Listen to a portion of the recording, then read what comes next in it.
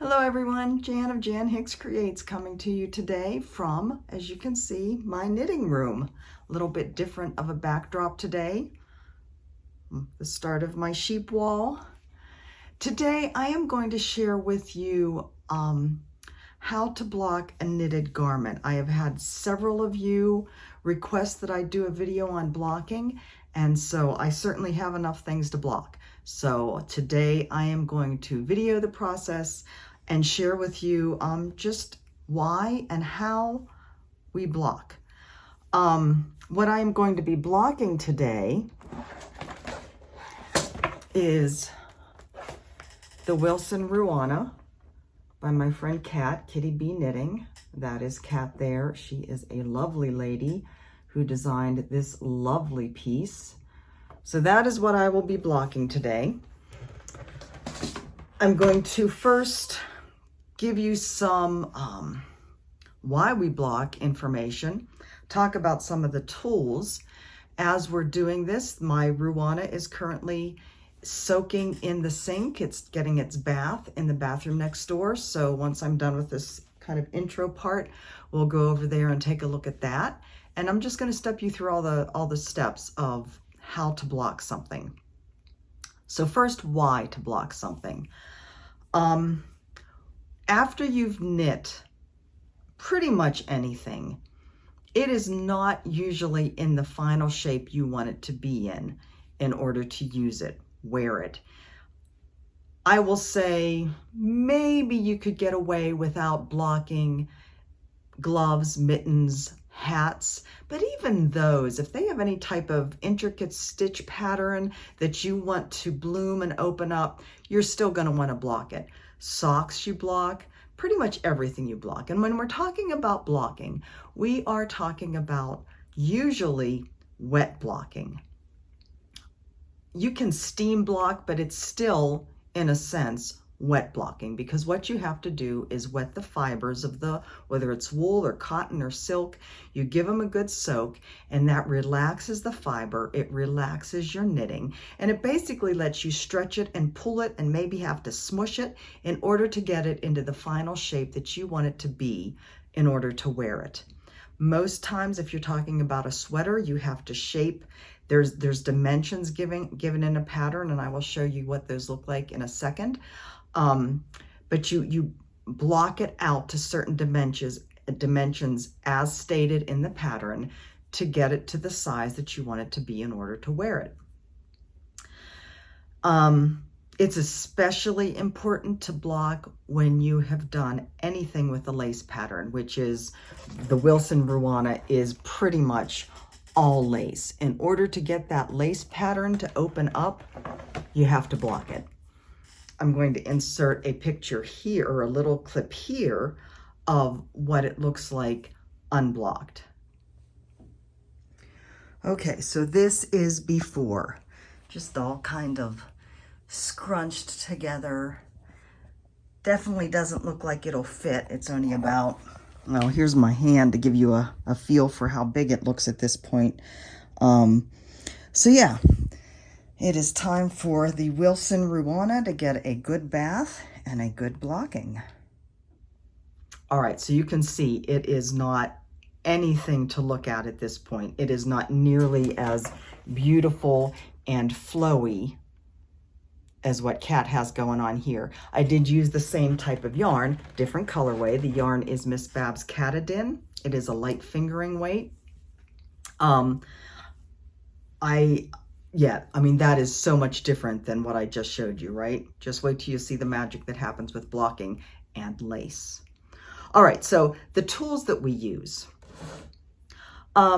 First, wet blocking, cold water, usually cool, maybe lukewarm. And I usually use soak, S-O-A-K. There's another rinseless wash, and that's what soak is, called Eucalan, E-U-C-A-L-A-N. I would say those are the two most popular. They are called rinseless. They create a lot of bubbles, but you don't have to rinse all that bubbles out. They're rinseless. It makes your things smell pretty. So that is what you'll see. I'll show you that when we're in the bathroom looking at the thing in the sink. The other tools, so I have my mats all laid out there. Those are, and I will say, I kind of call these tools that I'm going to share with you essential for blocking. But I would say the mats, the blocking mats, are the least essential of these things. Many people block on their beds or on the floor without the blocking mats. They just lay out towels and will block and pin on that, and that's perfectly fine. The blocking mats are just a tool to make it easier, basically.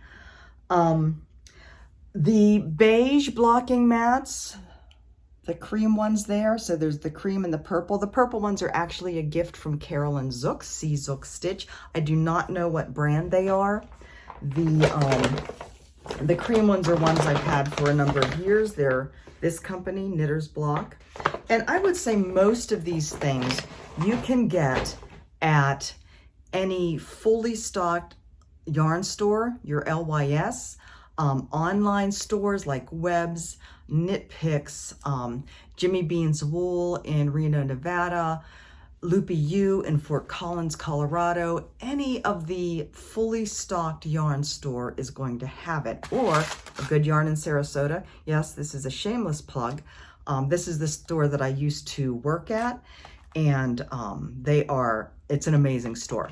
So you can call them and order anything you might like. And I will try and remember to put as much of this information down below as I can. So pins, that's what I'm showing you here, just standard blocking pins. You do want stainless steel ones that will not rust, because obviously they're going to be sitting in a wet garment for a period of time. Instead of pins, though, I mostly use these knit blockers. You can see they're by company Knitter's Pride. Again, most stores are going to carry these. And these are basically, I have 3 sets of these, one of which is courtesy, again, of Carolyn Zook. They're kind of pins all clumped together, if you will, in a plastic handle. So instead of having to do, what is this, 7 or 8 pins individually, you can just set this down. And I will be using these when I'm blocking today. The other thing that I consider certainly a must-have if you're doing lace, not necessarily a must-have for a lot of things, and that is, okay, this long tube contains blocking wires. And blocking wires are basically just metal wires, again, non-rust. And there are 2 different sizes, widths in here. You can see the top one is thicker, the bottom one is thinner. So these are used when you want to block something in a straight line. You would use the thicker one and make sure it's straight and all stretched out evenly. So I could have used these when I was blocking my sweater that I showed you the other day, the Abby pullover, again by Kat. To keep the hemline nice and even, one of the hemlines was longer than the other. I could have used these wires. I didn't. Using these kind of did the job. The thinner ones, they are bendable. So they are good for whenever you have a curve to block, such as a shawl. You have a curve that you want to keep nice and flowy and even. You would run this through the fabric and then use the pins or the knit blockers to pull it out. And that helps to keep it on a nice even curve. So my wires are by a company called Fiber Dreams. I'm sure I've had these for years and years and years. I'm sure other people are making them now too, but again, blocking wires are things you can find in any fully stocked yarn store. They are, again, kind of just a basic to have in your knitting kit. Okay, I'm going to turn you around now and show you what a blocking schematic, a finishing schematic looks like in a pattern, and I'll talk about a few details of that before we move on. Okay, so this is the schematic for the Wilson Ruana, and you can see she says it is folded for blocking, and I will be finishing blocking it that way. Isn't she pretty? She's a sweetheart too. So whenever you're looking at a pattern, most patterns that require blocking are going to have some sort of dimensions that tell you what you want to block this out to. And you will notice these dimensions here. So there's the first one and the second one in parentheses. That is because there are two different sizes, small and large. I did knit the small. If you are knitting a sweater, chances are there's going to be the first one outside of parentheses for the smallest side. And then there may be 4, 5, 6, a bunch of other sizes inside the parentheses. So all the different sizes. And that you will see that throughout the pattern, telling you what to stitch for each of the, or what to knit for each of the different sizes. But for this, both sizes are blocked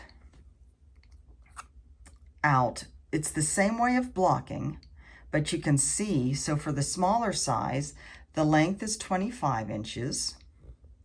The width, excuse me, I just squeaked a little bit. The width is 40 inches for me, for my size.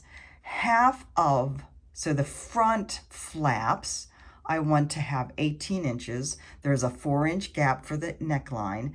And then this 1.5 shows the drop for the neckline. So all of that will be taken into account more or less when I am blocking. And I keep this schematic down where I can see it when I'm blocking, so I can refer to the inches, the size. And of course, a tape measure. A tape measure is very important in this. I say more or less, I keep track of it because I may not worry about that 1.5-inch drop there for the neckline, but we shall see. Okay, so now I am going to take you into the bathroom and we can see what's going on with my Wilson Ruana in its bath. Alrighty, so there is my Ruana wrap. We are in the bathroom, so that there is more of an echo in here. The acoustics are different, but there is my Ruana wrap in its bath.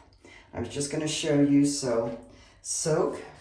This is what I'm using. There are several different flavors, if you will. Pineapple Grove is what I'm using. It is something I got from a Good Yarn a number of years ago, back when I still worked there. It's a fairly good sized bottle. I haven't been using it, obviously, for the past couple years because I haven't been knitting. And actually, I have things that I have knit for the past couple years that I haven't blocked. So, because there was no place to block in the RV. But anyway, so there's that. And here's some samples that I have of Eucalan. Again, they have different flavors of stuff as well. This Rapture is also a Eucalan product. So that's what you use. They are, as they say, rinseless. So you don't have to worry about rinsing out all the bubbles. Now, you will see, look at that water. This bled a lot, and I will say most yarns, certainly most hand-dyed yarns do.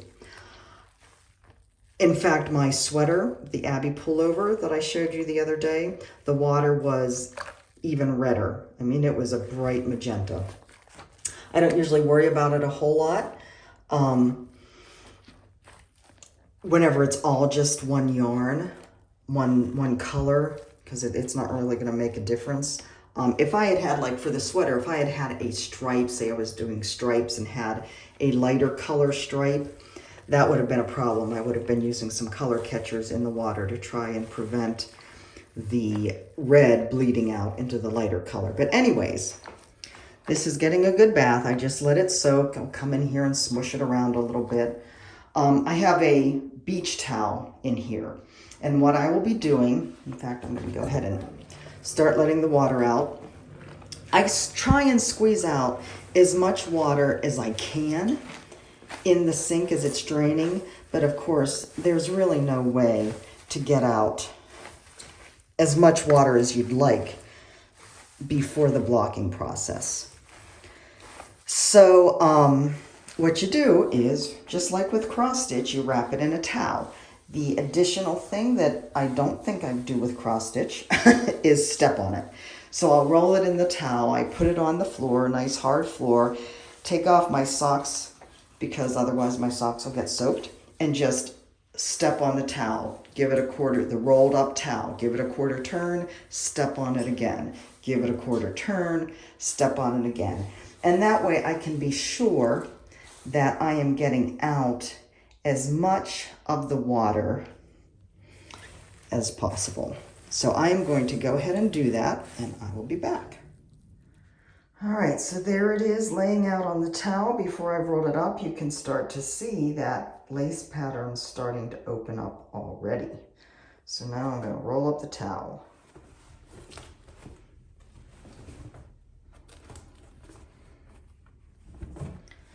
All right, so there is that part.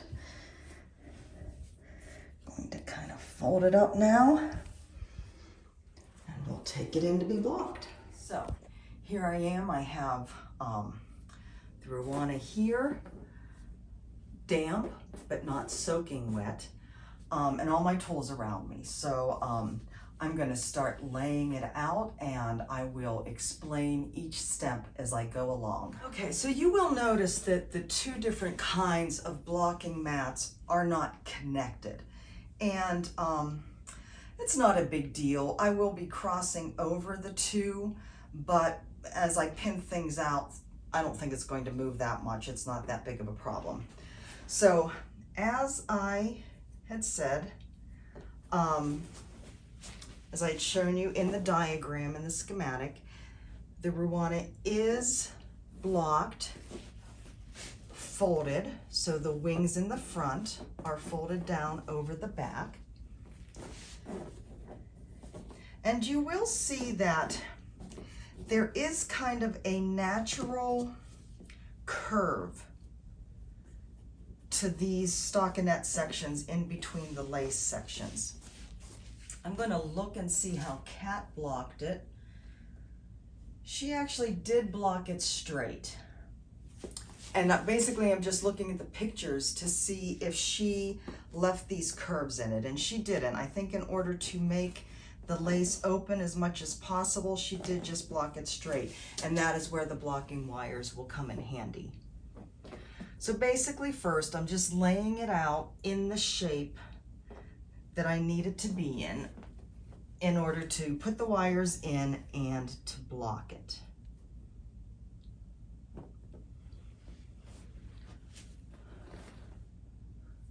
And once I get the general shape laid out, then I will measure to see kind of where I'm at in relation to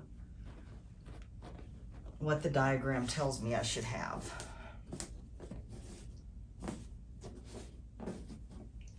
So I should have 40 inches across. I am at, give or take, about 35. So that's not really very much blocking. I would have to do that way. The length is going to change that though.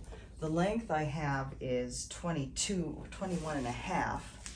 So the first thing I'm going to do,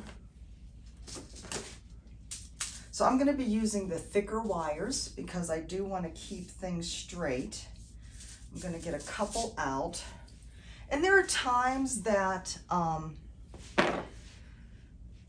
for any length of things, I may have to use multiple ones in a row, but I don't think I'm going to have to. I think I'm going to wire the back separate from the front. And actually, I may need to use, to stretch this out, I may need to use 2 wires. There are shorter ones in here as well. So short ones, so I don't have to use a full length one if I need multiple ones. So I'm going to get some of those out. I have my blocking things here. I am going to start by blocking, by wiring and pinning the top so that that will give me kind of a strong foundation that I can pull down on. also have to pull out some. So I'm definitely going to need to use 2 wires for the top.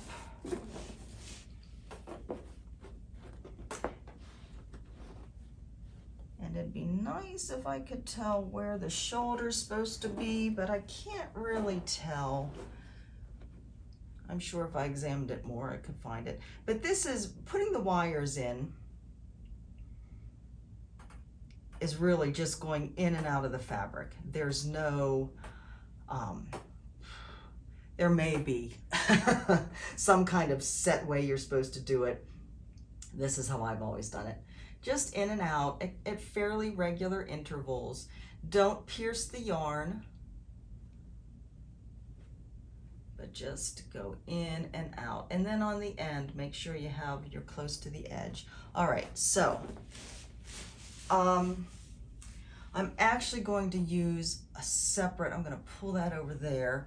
I'm going to use a separate long one. I don't think the short ones are quite long enough. I should have started this over here. Well, let me go in a little bit over here.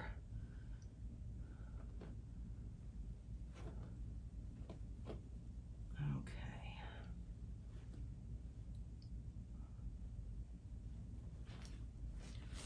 You want to have some of the wires sticking out on each side so that the stitches don't slip off the wire.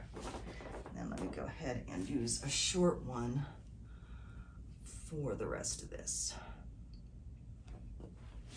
You can see I'm not being very scientific about where exactly the shoulder is.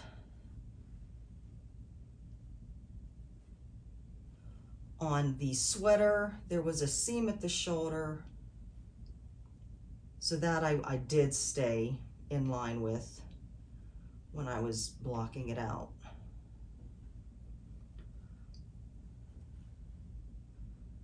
This one, this kind of all blends together with the lace pattern, and I'm not sure where we started adding on. For this pattern, we knit the front panels first and then joined. And like I said, I could figure out where we were joining, but it's not something that I think is all that important. Okay, so get that in there. All right, so now that I have those wires in place, I'm going to first, let me measure. So each side is supposed to be 18 inches from edge to edge. So I have it at about 17.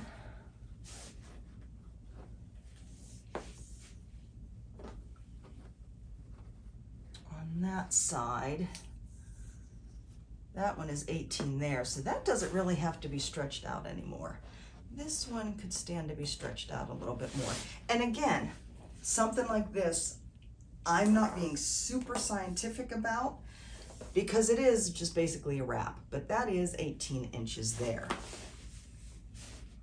And I had mentioned before, I wasn't really going to worry about the 1.5 inch drop there at the neckline. So now I am going to pin this down and do a small one over here on the edge. And again, not really any hard and fast rule about how close to place these. I want to make sure that everything is secure enough so that when I do pull it down to open the lace, that I don't have any strange gaps happening or any strange wedges. To make sure I get both wires over here. And when I say get both wires, I am just pinning underneath the wire, so when I pull down, that's all secure. It's not going anywhere. And it's not really a matter of making sure that's totally level at the top either. Again, because this isn't a sweater, it's a looser garment, those kind of details aren't quite as important. Now, as you pull down on a garment, I don't know whether you can see, you lose some of the width. The yarn, it has to go somewhere, right? And if you're asking it to come down farther, it's coming in on the sides. So it's always like a conundrum. Which do you want more? Do you have enough for both? So you can see there's a lot of give and take, a lot of play, but I still have a lot of room to pull, right? I can really still open this up quite a bit.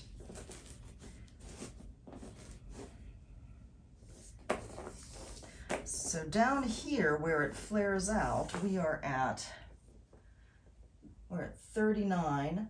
I need to be at 40, but up here where it comes in, I'm only at 36. So, need to get more wires.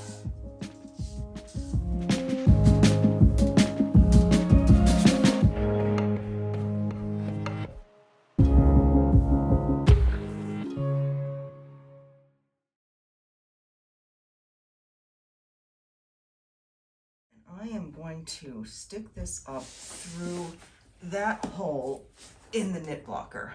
I don't know whether you can see the hole from up there, but all the knit blockers have holes along the edges. And I am not going to, oops, it came out of its hole. Get back here.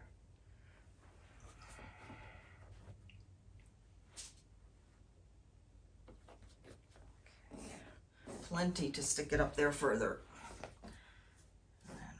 Pull this down a bit, and it still is bowing in. I'm actually not going to pin this down yet. Actually, I am going to pin it down for now, but then so that when I'm pulling over there, it doesn't pull in too much. But when I need to start pulling it down this way, I'll be taking the pin out.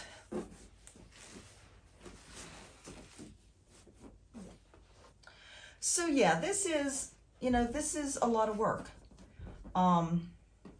There are a lot of people, needless to say, that don't like blocking,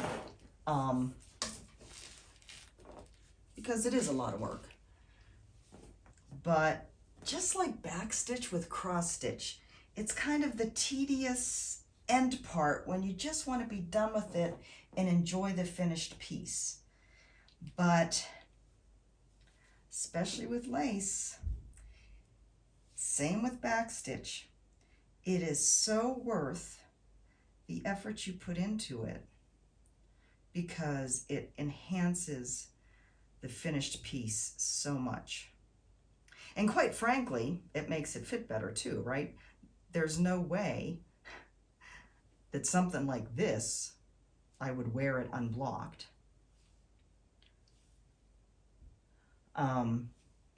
Same with the pullover. Unblocked, I mean, I could wear it, but it was more like a cropped sweater. The sleeves were misshapen and a little tight around my arms. But once I blocked it to the size I needed it to be, it fit perfectly and is a pleasure to wear. And really, after putting that kind of work into something, don't you want it to look as best as it can when you're done with it? Otherwise, you would just be putting it in a closet somewhere, and all the time and money just goes wasted. And that's not good.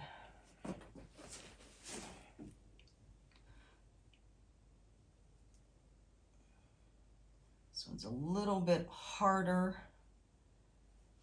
to get up there since it's kind of having to manipulate on the other side. I didn't want to turn around with my back to you. And I hope you can see this okay. I know the camera's a little bit far away, but I wanted to be sure that you can see everything. All right, so that is going up in there, pulling this down. All right.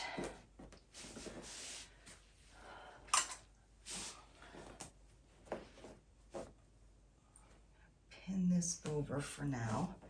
Let's see where we're at dimensions wise down. 25 inches from the top. That's at 23. Side to side, I have it at, oh, just about 40. So that could stand to pull out. Well, that wasn't coming in a little bit. This one's actually coming in a little bit too. So there's that. You can see the pins really stick into that. Okay, so now comes the length. 25 inches.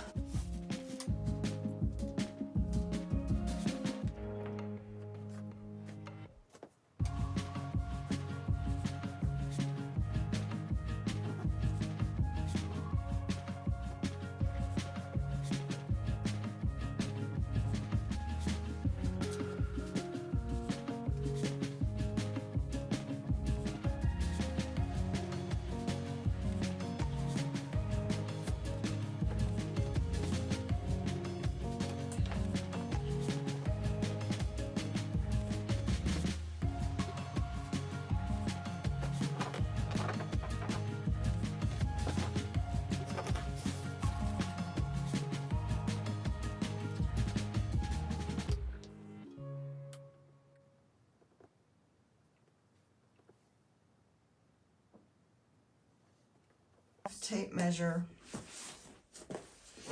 blocking pins.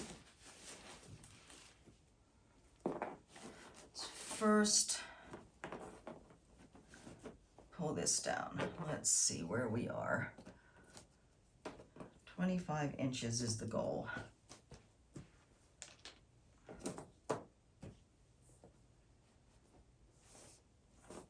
All right, we are at 24 still.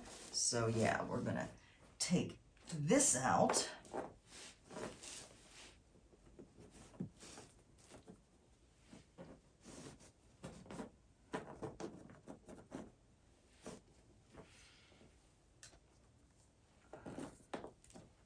All right, that's too far. That's 26. 25. Okay, I am going to put a pin in it at 25.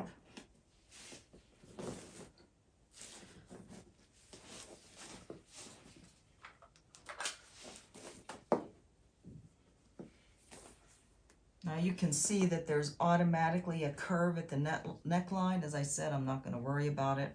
I'm going to measure from the wire down.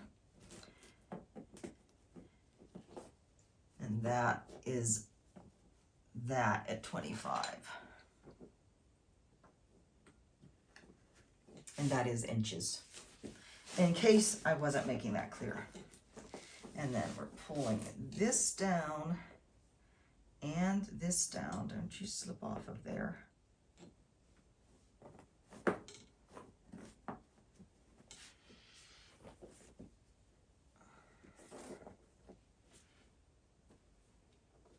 And 25. All right, just kind of getting those in place as we then deal with the fronts at 18 inches. All right, so this has to come over quite a bit.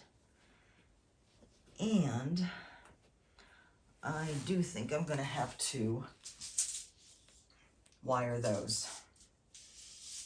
So I need another 2 long ones, 2 long heavy gauge ones.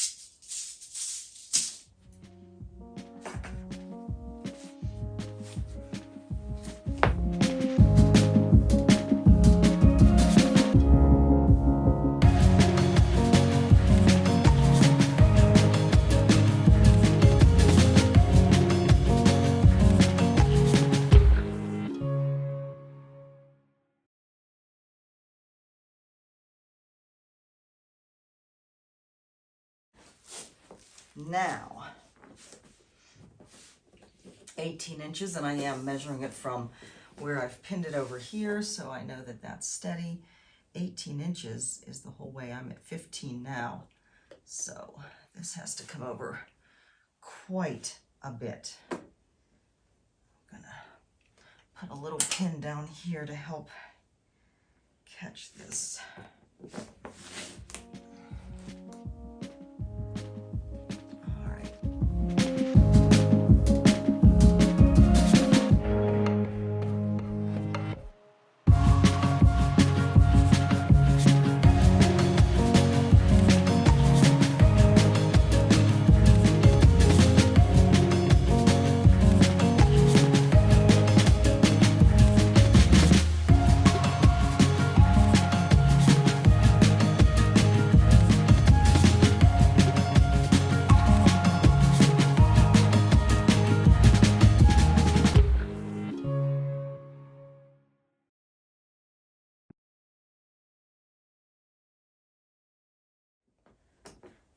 This, so 25.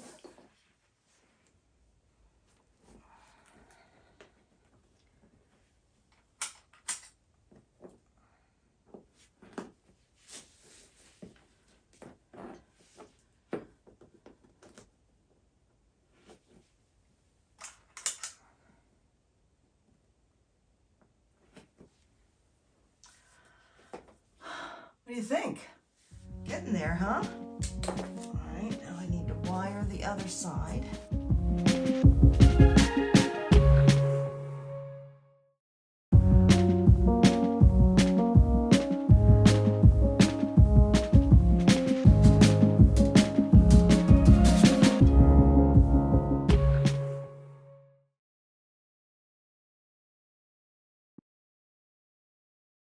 So, there's supposed to be a 4-inch gap in between the fronts.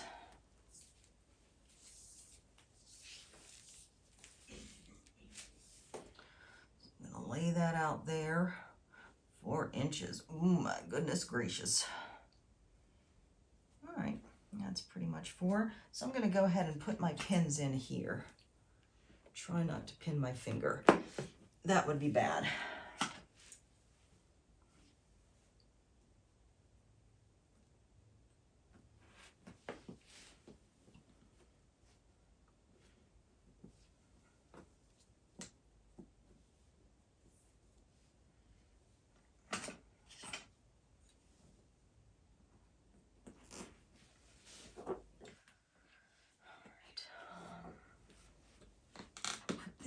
The hole of this knit blocker, and then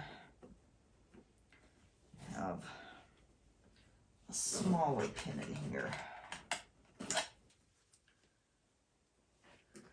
All right, taking out this pin because I did not catch, oops, didn't catch the bottom front. So, ouch. What did I say about not pinning yourself? So now, 18 inches on the other side.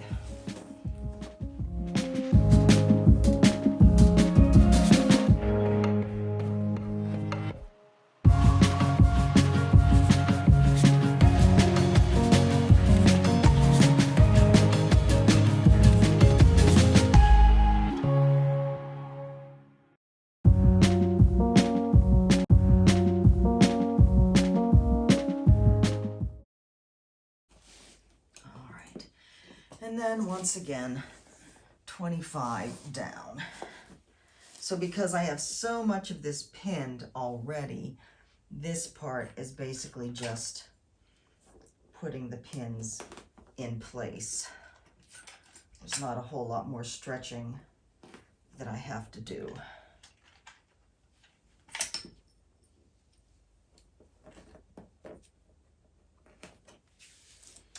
All right. Is it perfectly even all around? No, but that's okay. It's gorgeous. All right, guys. So I am going to let this sit overnight. Tomorrow, I will take it off of its pins, off of the mats, and we'll see what it looks like. Stay tuned. All right, so here we are. It's the next morning, and I am going to take the pins out, take the wires out, and we'll do a little show and tell.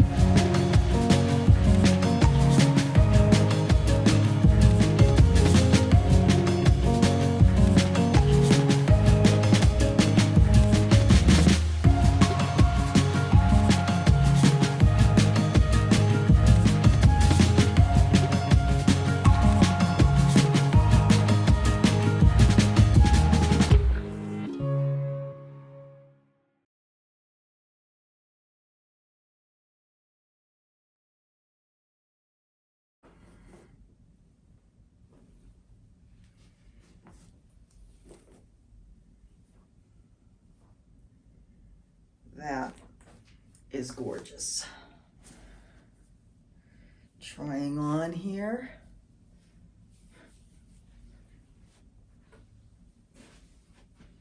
What do you think? Gorgeous, gorgeous piece, right? The lace is opened up beautifully.